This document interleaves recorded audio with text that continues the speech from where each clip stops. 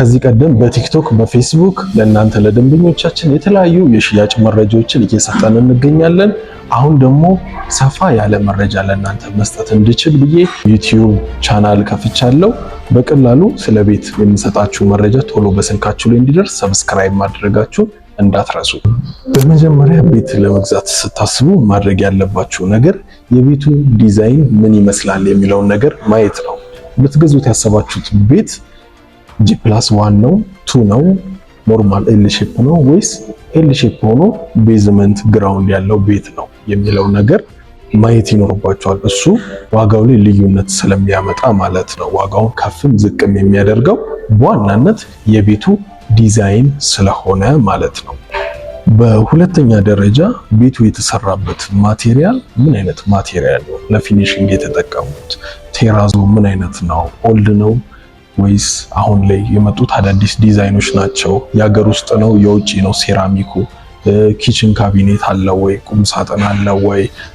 ማብራቶቹ ምን አይነት ነው የተጠቀመው ለፊኒሺንግ የሚለው ነገር በሙሉ ዋጋ ላይ ማተር ያደርጋል ማለት ነው። እሱንም መመልከት ይኖርባቸዋል። በሀገር ውስጥ ማቴሪያል የተሰራ ቤትና በኤክስፖርት ስታንዳርድ የተሰራ ቤት ዋጋው አንድ ስላልሆነ ማለት ነው። በሶስተኛ ደረጃ ቤቱ የሚገኝበት ሰፈር ዋጋው ላይ ማተር ያደርጋል። አዲስ ሰፈር ነው ኦልድ ሰፈር ነው ቤቱ የሚገኝበት ወይስ ደግሞ ገና ከከተማ ወጥቶ ገና እየተለማ ያለ ሰፈር ነው የሚለውን ነገር በደንብ ማየት ይኖርባቸዋል። እዚህ ላይ ሁለት አይነት ነገሮች አሉ። በጣም ወደ መሀልም ሲሆን ነባር ሰፈር ቤቶቹ ከተሰሩ 30-20 ዓመት ያለፋቸው አይነት ሰፈር ከሆነም ዋጋው ምንም እንኳን ቤቱ ቆንጆ ቢሆንም ከጎናችሁ ያሉት ቤቶች በእናንተ አይነት ዲዛይን ካልተሰሩ ዋጋው የመቀነስ ነገር ስላለው በጥሩ ሁኔታ እየለማ ያለና አዳዲስ ሰፈር ላይ ጥሩ የሆነ ዲዛይን ያለው ቤት ብትገዙ ዋጋውም ከፍ የማለት ነገር ስለሚኖረው እሱም ይመከራል ማለት ነው። በአራተኛ ደረጃ ቤት ስትገዙ ማየት ያለባችሁ ነገር ቤቱ ህጋዊ ነው የሚለውን ቤቱ የሚገኝበት ክፍለ ከተማ ወይም ወረዳ ፋይሉ ያለበትን ሄዳችሁ ማጣራት ይኖርባችኋል። ትገዙት ቤት በትክክል የተመዘገበ መሆኑን ካርታ መኖሩን በሳይት በፕላን መሰረት ነው የተሰራው የሚለውን ነገር ካያችሁ በኋላ ሄዳችሁ ወደሚመለከተው አካል ጋር ካሳያችሁ በኋላና ቤቱ ህጋዊነቱን ካረጋገጣችሁ በኋላ ብትገዙት ሞር የተሻለ ነው።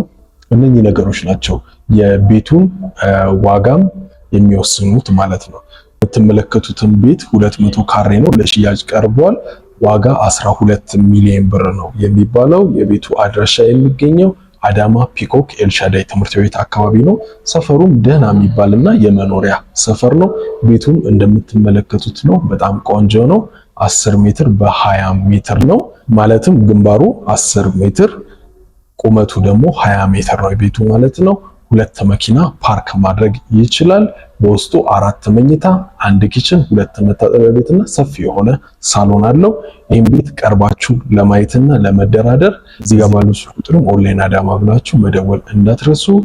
ተጨማሪ ቅናሽ ያላቸው ቤቶችን ደግሞ ለመፈለግ እንደተለመደው የቴሌግራም ቻናላችንን መመልከት ትችላላችሁ። ተጨማሪ ስለ ቤቶች ምክር፣ አንዳንድ ሀሳቦችን ከፈልጋችሁ እዚህ ስክሪኑ ላይ ባለው ስልክ ቁጥር ደውሉልን። ሰብስክራይብ ማድረግ በፍጹም እንዳይረሳ።